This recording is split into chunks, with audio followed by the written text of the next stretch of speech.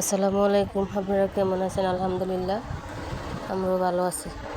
আমি আজকে চিংড়ি মাছ দিয়ে আর হলো চিচিঙ্গা দিয়ে রান্না করবো। চিচিঙ্গা দিয়ে আলু দিয়ে টমেটো দিয়ে একটু ঝোল রান্না করবো। বেশি একটা আমি তরকারি নিই আজকে, অল্প তরকারি নিয়েছি। অনেক গরম পরে বেশি তরকারি মজা লাগে না। আর যেহেতু আমি একবেলাই রান্না করি, একটু বেশি রান্না করি। কারণ আমি তো আর আমরা শহরে যেতে আইছি, বসে থাকার মতো অত একটা নেই, সবাই কাজ কামে ব্যস্ত থাকি।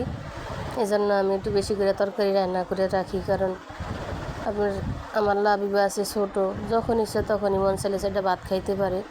আমরা তো অত বড় লোক না যে দোকানের জিনিস সবসময় বাচ্চাদেরকে খাওয়াইতে পারবো।